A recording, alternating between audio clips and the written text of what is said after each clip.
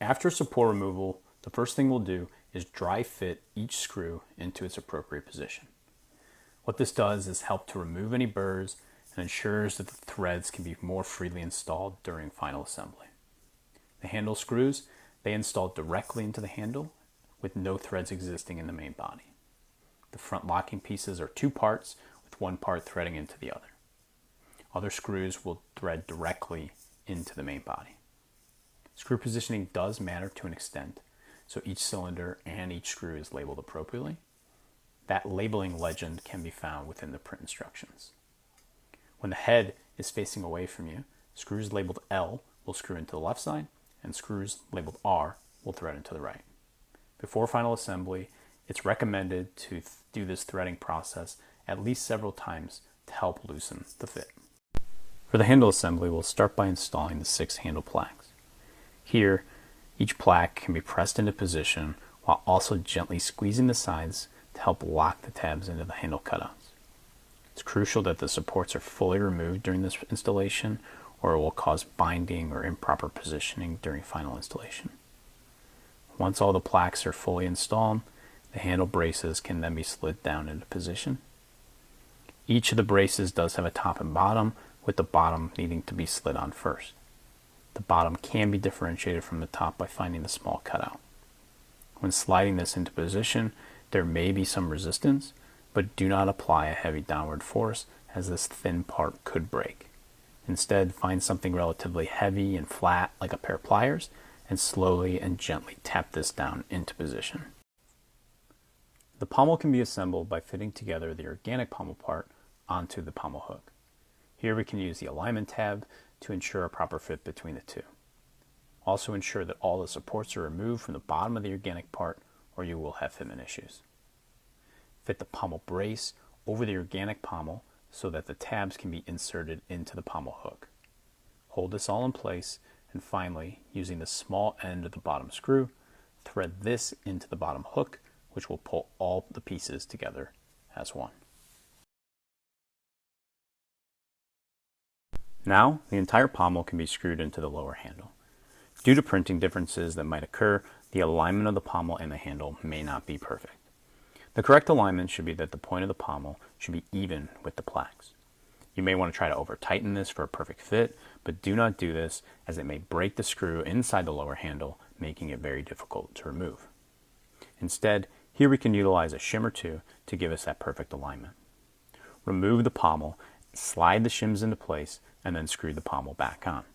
Here, a little extra force might be able to be applied because the shims will compress slightly. You may need to trial several shims to get this perfect.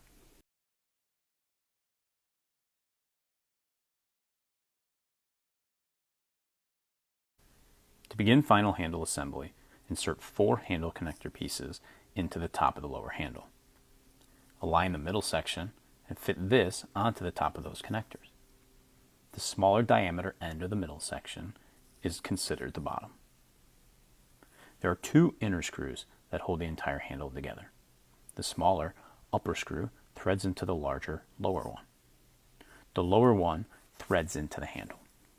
Install the lower screw first, and then place 4 more handle connector pieces into the middle section. Guide the upper handle over the lower screw and onto these handle connectors. Finally, thread the upper screw down into the lower screw and tighten this until the entire handle comes together as one piece. The upper handle band can be slid into position without much force. The small tabs can then be pressed into the cutouts at the top of the upper handle, which will complete assembly.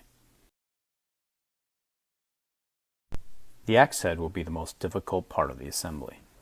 The order here does matter, so be sure to follow along correctly. The top back part can be slid into position and locked by inserting the alignment tab into the back of the main axe head. Lock this into position by inserting the connector pieces on the left and right sides. These are not the same pieces, so ensure that the left and right pieces are put into the correct side.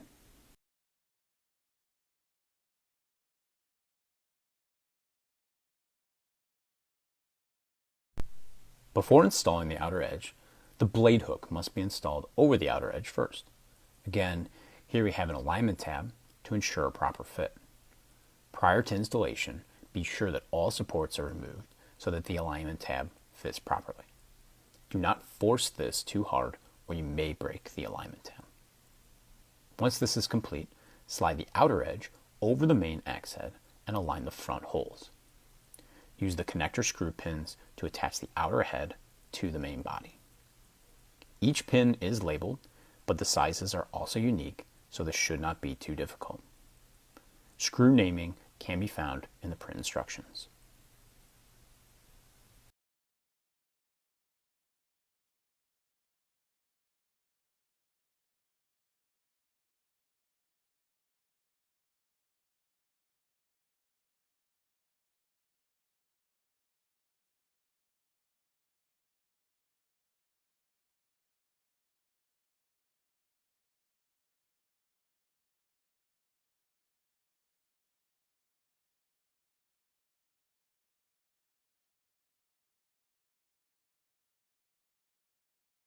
Next, use the left and right middle section screws to attach the middle of the outer edge to the main body.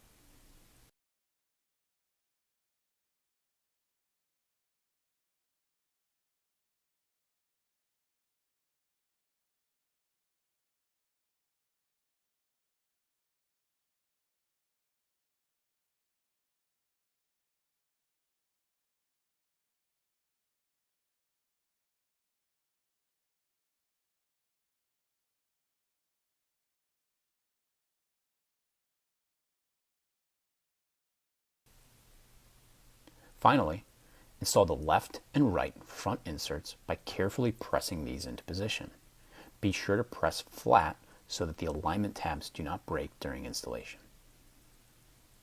Screw in the small left and right insert screws to lock these inserts into position.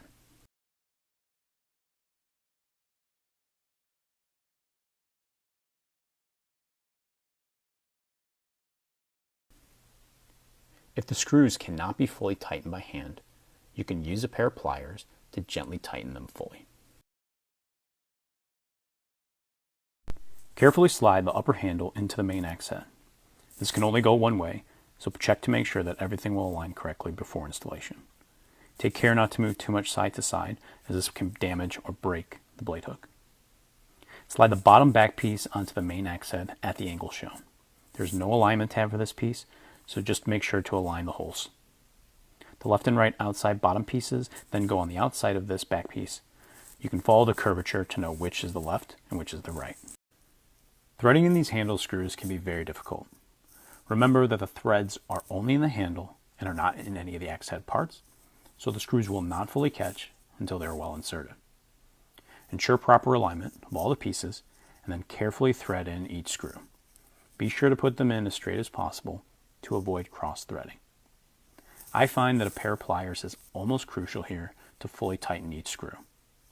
It is best to just go as slowly as possible, do not squeeze too hard, and do not over-tighten, or you risk breaking or damaging the screws. The final part of the installation is the blade accent pieces. The edge pieces are installed using a press fit. Be sure not to remove too much material during support cleanup, or these pieces may end up too small.